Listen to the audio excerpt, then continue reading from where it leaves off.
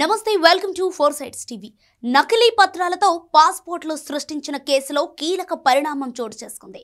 Nizamabad special branch ASI లక్ష్మణ్ను CID అదుపులోకి తీసుకుంది. నిజామాబాద్ గంగాస్థాన్లోని తన నివాసంలో లక్ష్మణ్ను సిఐడి అధికారులు అరెస్టు చేశారు. నకిలీ పత్రాలతో పాస్పోర్టులు సృష్టిస్తున్న పలు జిల్లాలకు చెందిన 14 మంది ముఠా సభ్యులను అరెస్టు చేశారు. ఇక ఇదే అంశానికి సంబంధించిన మరింత సమాచారం మా నిజామాబాద్ జిల్లా ప్రతినిధి శ్రీనివాస్ అందిస్తారు.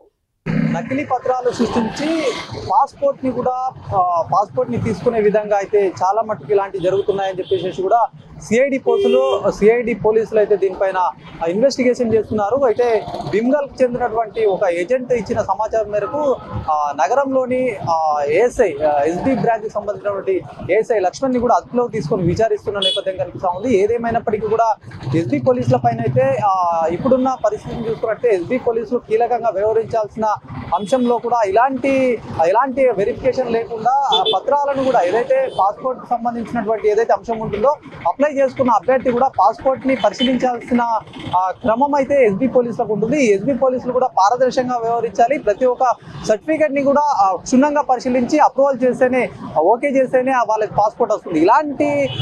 ఇలాంటి స్థాయిలో ఉన్నటువంటి ఎస్బీ పోలీసులు కూడా ఇదంతా ఒకరికొకరి లింక్ అంటే ఏజెంట్ తో లింక్ అయ్యి ఇదంతా కూడా జరుగుతుందనే తతంగాన్ని గుర్తించినటువంటి సిఐడి పోలీసులు అయితే తాజాగా ఏఎస్ఐ లక్ష్మణ్ అయితే అరెస్ట్ చేసిన నేపథ్యం ఉంది. ఈయన మాక్లూర్ నవీపేట్కి ఇన్ఛార్జిగా వ్యవహరిస్తున్నారు.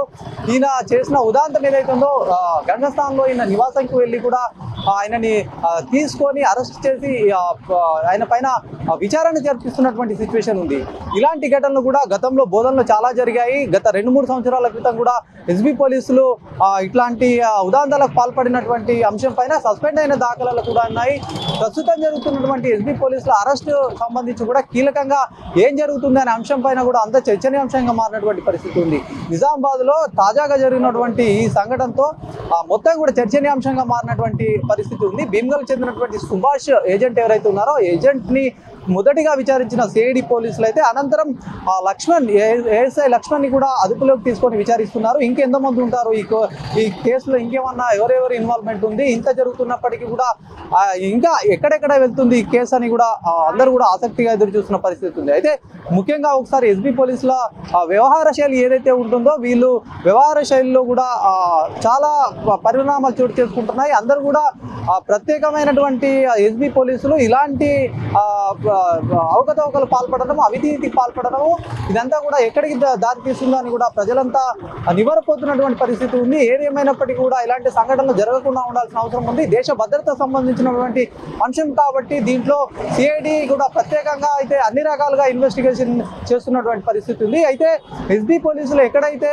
ఒకసారి కూడా వీళ్ళు పోస్టింగ్ ఎక్కడైతే వస్తుందో అక్కడ నుంచి సంవత్సరాలు గడిచినా కూడా ఎటు కూడా వెళ్ళలేని పరిస్థితి ఉంది.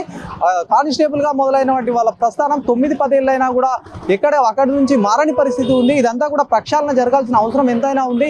చూడాలి మరి ఈ కేసు ఎక్కడి వరకు వెళ్తుందా.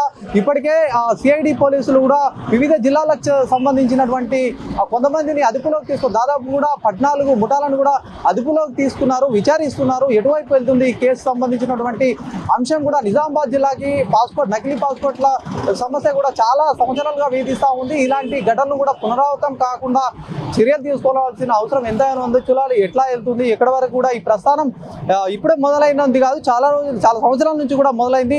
ఇది అంతమవుతుందా, దీనికి సంబంధించినటువంటి ఇంకా ఎలాంటి కోణాలు బయటకు వస్తాయి, ఎవరెవరి అనుమానితులు ఇంకెవరైనా ఉన్నారా ఈ అంశం పైన అయితే సిఐడి పోలీసులు విచారిస్తున్నారు. ఇది ప్రస్తుతం ఉన్నటువంటి తాజా పరిస్థితి. కెమెరామెన్ సందీప్తో Srinivas, four sides TV, Nizamabad.